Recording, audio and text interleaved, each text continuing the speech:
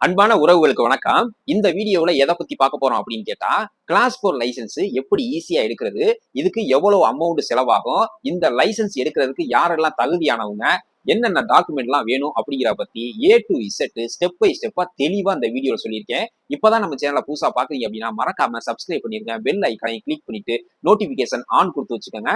அதே போல நம்மளுடைய மெம்பர்ஷிப்லையும் ஜாயின் பண்ணி வச்சுக்கோங்க. அப்பதான் சிங்கப்பூர் சம்பந்தமான எந்த ஒரு புது செய்தியா இருந்தாலும் உங்களுக்கு உடனுக்குடன் கிடைக்கும். வாங்க வீடியோக்குள்ள போலாம். ஃப்ரெண்ட்ஸ், சிங்கப்பூர்ல கிளாஸ் 4 லைசென்ஸ் எடுக்கிறது ஒரு எட்டா கனியாகவே இருந்துச்சு. ஏன் அப்படி சொல்றேன்னு கேட்டா, இதுக்கு முன்னாடி எல்லாம் எஸ்பாஸ்ல உள்ளவங்க மட்டும்தான் கிளாஸ் 4 அப்ளை பண்ண முடியும், கிளாஸ் 4 எடுக்க முடியும் அப்படிங்கிற ஒரு கட்டாயம் இருந்துச்சு.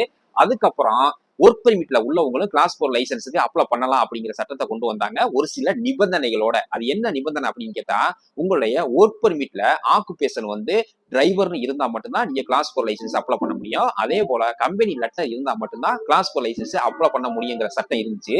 இப்போ செப்டம்பர் 1, 2024 இருந்து ஒர்க் பெர்மிட்ல உள்ளவங்க கம்பெனி லெட்டரும் தேவையில்லை, உங்களுடைய ஆக்குபேஷனும் மாற்ற தேவையில்லை அப்படிங்கிற புது அறிக்கையை வெளியிட்டிருக்காங்க. எப்படா கிளாஸ் 4 லைசன்ஸ் எடுக்கிறதுக்கு நல்ல சான்ஸ் கிடைக்கும் அப்படின்னு காத்துக்கிட்டு இருந்த நம்மளுடைய நண்பர்களுக்கு இந்த செய்தியை கேட்டதும் அவங்களுக்கு ரொம்ப சந்தோஷமாக இருந்துச்சு. இந்த சந்தோஷம் ரொம்ப நாட்கள் நிலைக்கவில்லை. காரணம், இந்த தகவலை கேட்ட உடனே நம்ம நண்பர்கள் எல்லோரும் முத நாள் இரவே உட்லண்ட்ஸில் உள்ள டிரைவிங் ஸ்கூலில் போயிட்டு தங்க ஆரம்பிச்சிட்டாங்க. மறுநாள் காலையிலேயும் 500லேருந்து 1000 பேர் உட்லண்ட்ஸ் டிரைவிங் ஸ்கூலில் போயிட்டு குமிய ஆரம்பிச்சிட்டாங்க. இந்த கூட்ட நெரிசலை பார்த்த உட்லண்ட்ஸ் டிராஃபிக் போலீஸ் ஆஃபீஸர் எல்லாம் இப்படியே விட்டால் சரியாக வராது அப்படின்ட்டு அவங்க கொடுத்த சட்டத்தை திரும்ப பெற்றுக்கொண்டாங்க. அதாவது கம்பெனி லெட்டர் இருந்தால் மட்டும்தான் நீங்கள் கிளாஸ் 4 லைசன்ஸுக்கு அப்ளை பண்ண முடியும், ஆக்குபேஷன் எப்படி இருந்தாலும் பரவாயில்லை அப்படிங்கிற மாதிரி சொல்லி திருப்பி அனுப்பிவிட்டாங்க. இதுக்கெல்லாம் காரணம் யாருன்னா முழுக்க நாம தான். எந்த ஒரு செயலை செய்கிறதுக்கும் கொஞ்சம் பொறுமையாக காத்திருக்கணும். இந்த ஒரு செயல் நாம் எல்லாருக்கும் ஒரு அனுபவமாக இருக்கும் அப்படின்னு நான் நம்புகிறேன். ஓகே ஃப்ரெண்ட்ஸ், வாங்க நாம் டாபிக்குள்ளே போவோம். இதை பத்தி தான் இந்த வீடியோவில் தெளிவா ஸ்டெப் பை ஸ்டெப்பா உங்களுக்கு சொல்லியிருக்கேன். வீடியோவை ஸ்கிப் பண்ணாம கடைசி வரைக்கும் பாருங்க, அப்பதான் உங்களுக்கு புரியும். ஃப்ரெண்ட்ஸ், கிளாஸ் 4 டிரைவிங் லைசன்ஸுக்கு அப்ளை பண்ணுறதுக்கு நீங்கள் வந்து உட்லண்ட்ஸ் டிரைவிங் ஸ்கூலில் மட்டும்தான் அப்ளை பண்ண முடியும். அதுக்கப்புறம் உபிலையோ அல்லது புக்கிபாத்தோலையோ நீங்கள் கிளாஸ் 4 லைசன்ஸு எடுக்கிறதுக்கு அப்ளை பண்ண முடியாது. இதை நல்லா ஞாபகத்தில் வச்சுக்கோங்க. ஸ்டெப் 1, இதுக்கு என்னென்ன தகுதி வேணும் அப்படிங்கிறத முதல்ல பார்த்துருவோம். உங்களுக்கு 21 வயசு நிரம்பி இருக்கணும். அதே போல உங்களுக்கு கண் பார்வை நல்லா தெரியணும். கலர் பிளைண்ட்னஸ்னு சொல்லுவாங்கல்ல, அதாவது மஞ்சள், சிகப்பு, பச்சை, இது வந்து தூரத்துல இருந்து பார்க்கும்போது நல்லா தெளிவா தெரியணும். ஒருவேளை நீங்க கண்ணாடி யூஸ் பண்ணீங்கன்னா தாராளமா கண்ணாடி போட்டுக்கலாம். அதே போல உங்களுடைய ஒர்க் பெர்மிட் வந்து வேலிட் இருக்கணும், எக்ஸ்பைரி ஆயிருக்க கூடாது.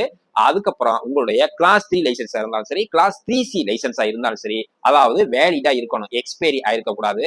அதே போல உங்களுடைய லைசன்ஸ் வந்து டிஸ்குவாலிபிகேஷனோ அல்லது சஸ்பென்ஷனோ 12 பாயிண்ட்டுக்கு குறையாமலும் இருக்கணும். சரிங்களா? அதுக்கப்புறம் உங்களுடைய ஹெல்த் கண்டிஷன் வந்து பிசிக்கலி அண்ட் மென்டலி ஃபிட்டாக இருக்கணும். அதாவது எந்த ஒரு குறைபாடும் இல்லாமல் நல்ல கண்டிஷனில் உங்களுடைய உடம்பு இருக்கணும். இந்த தகுதி இருந்தால் மட்டும்தான் நீங்க கிளாஸ் 4க்கு அப்ளை பண்ண முடியும்.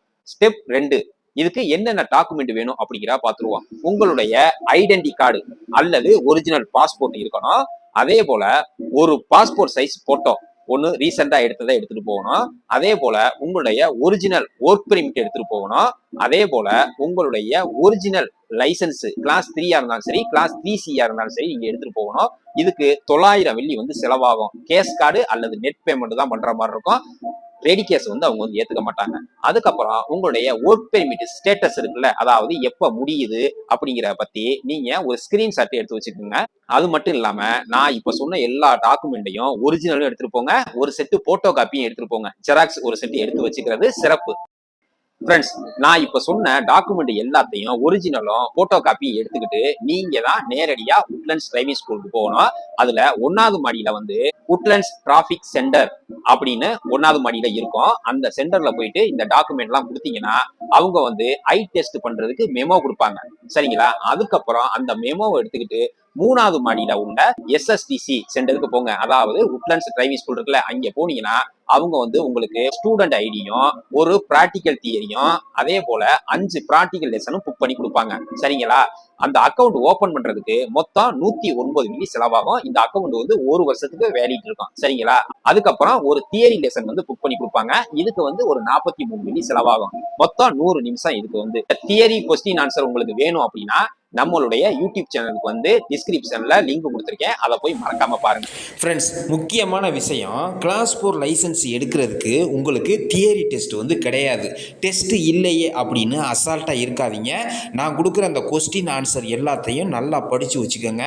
ப்ராக்டிக்கல் மெயின் டெஸ்ட் அன்னைக்கு நீங்கள் ஓட்டி காமிச்சதுக்கப்புறம் உங்களை ஆஃபீஸ்க்கு வர சொல்லி வாய்மொழி தேர்வு மாதிரி உங்களை வந்து கொஸ்டின் கேட்பாங்க. அதுவும் ரொம்ப கஷ்டமாலாம் இருக்காது, ரொம்ப ஈஸி தான். இதுக்குன்னு தனியாக தியரி புக்கெல்லாம் கிடையாது. ஒரே ஒரு பக்கம் மட்டும்தான். அந்த பக்கத்தை மட்டும் நல்லா நீங்கள் படித்து வச்சுக்கிட்டிங்கன்னா அவங்க கேட்குற கேள்விக்கு நீங்கள் கரெக்டாக பதில் சொல்லிடலாம், ஈஸியாக பாஸ் பண்ணிடலாம். என்ன கேட்பாங்க அப்படின்னு கேட்டால், எவ்வளோ உயரம் கொண்ட வாகனங்கள் இந்த டனலிங்கில் போகணும், அதே போல் பெட்ரோல் டீசல் ஏற்றிட்டு போகிற வாகனங்களை வந்து டனலிங்கில் போகலாமா போகக்கூடாதா அப்படின்னு முக்கியமான கேள்வியெல்லாம் உங்களை ஜென்ரலாக கேட்பாங்க. இதில் ஒன்றும் பயப்பட வேண்டியதில்லை. இந்த ஒரு பக்கத்தை மட்டும் நீங்கள் நல்லா படித்து வச்சுக்கிட்டாலே போதும். அதுக்கப்புறம் 5 பிராக்டிகல் லெசன் போடுற மாதிரி இருக்கும்.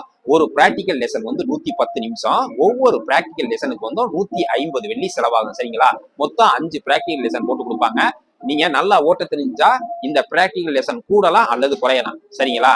இந்த எல்லாத்தையும் நீங்க ஓகே பண்ணதுக்கு அப்புறம் நீங்க மறுபடியும் போயிட்டு அந்த உட்லண்ட்ஸ் டிராபிக் சென்டர் இருக்குல்ல, அங்க போனீங்கன்னா அவங்க உங்களுக்கு பிடிஎல் ஓபன் பண்ணி கொடுப்பாங்க. அதுக்கு எவ்வளவு செலவாகும் அப்படின்னு கேட்டா ஒரு 25 வெள்ளி செலவாகும். இது எல்லாமே நீங்க ஒரே நாள்ல பண்ணிடலாம்.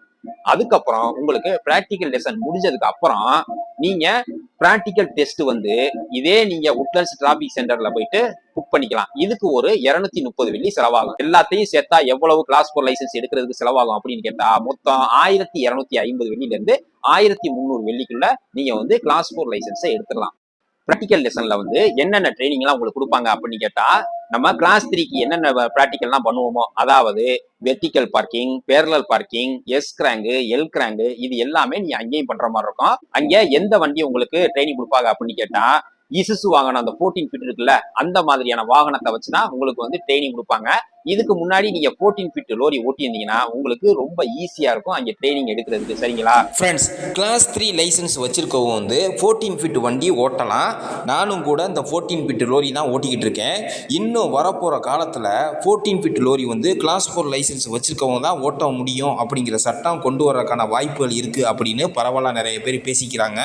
இதுவும் ஒரு வேளை நடக்கிறதுக்கான வாய்ப்புகள் இருக்குது. அதனால் உங்களுக்கு டைம் கிடைக்கும் போது இந்த மாதிரி 14 ஃபீட் வண்டி ஓட்டுறவங்க கிளாஸ் 4 லைசன்ஸ் எடுத்து வச்சுக்கிட்டிங்கன்னா உங்களுக்கு ரொம்ப யூஸ்ஃபுல்லாக இருக்கும். ஃப்ரெண்ட்ஸ், இன்னொரு முக்கியமான விஷயம், கிளாஸ் 4 லைசன்ஸ் எடுக்கிறதுக்கு கம்பெனி லெட்டர் எப்படி ரெடி பண்ணுறதுன்னு தெரியலை, அது ஒரு சாம்பிள் வேணும் அப்படின்னா நம்மளுடைய கமெண்ட் பாக்ஸில் வந்து கமெண்ட் பண்ணுங்கள். உங்களுடைய வாட்ஸ்அப் நம்பரையும் கொடுங்க, உங்களுக்கு நான் பிடிஎஃபாக நான் அந்த சாம்பிளை அனுப்பி விட்றேன்.